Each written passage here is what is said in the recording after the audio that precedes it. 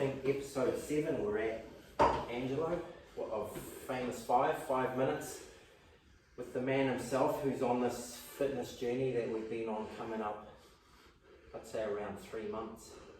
And we just talked about it. You would see in previous episodes that we map our workouts, or rather we measure them with a tracker, which is fantastic for several reasons, but Angelo's just informed me that today was a personal best in terms of our average heart rate for the session, which was 149 beats per minute. So well done. Thanks, Coach. Good work, a lot of effort, a lot of talking, a lot of positive stuff, off topic, but constructive as well. And sometimes that happens, particularly now that Angelo's really aware of the curriculum that we're trying to go through here. He knows the nomenclature, he knows what the exercises are called and named and can execute. So it's really neat from that perspective that in terms of relationship development, you can start to bring in other aspects of your life into the hour. So from my perspective, that was really fruitful, and I think we've come up with a couple of really good solutions for problems that we were discussing, which is fantastic. But for the sake of the rest of the 5 minutes, I want to get back on topic and talk to Angelo about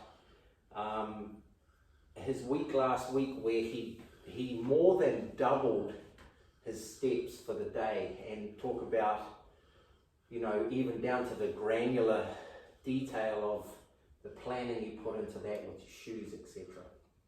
Well, you know, being prepared is one thing I know that I need to do all the time now.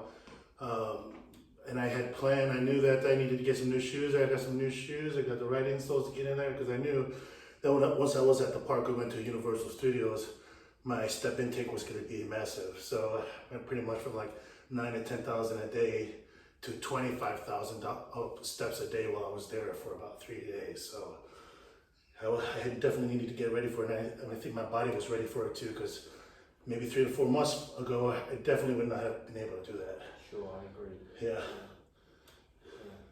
So that's fantastic. And then with that in mind, how soon prior to that trip did you have an awareness that you needed to do that, and when did you pull the trigger? So you ordered new shoes, you got your orthotics. How soon prior to that trip did you get all of that done?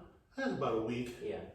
Yeah, I had to make sure I had enough time to find the right shoe, because finding shoes for me is not that easy. So I had to find the right ones, because otherwise I would probably be in a lot of pain. Sure. For sure. Yeah.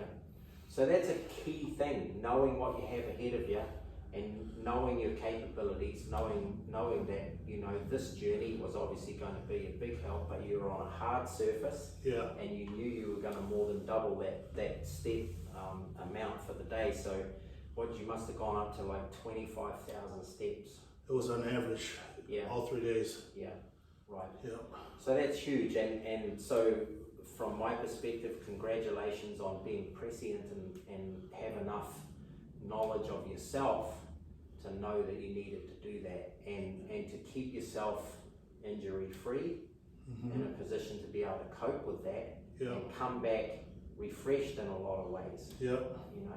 Yeah. And you certainly demonstrated that with the session today and setting the new PB. So even though we missed a week of this, you were able to come back and really apply yourself and get a top-notch workout in.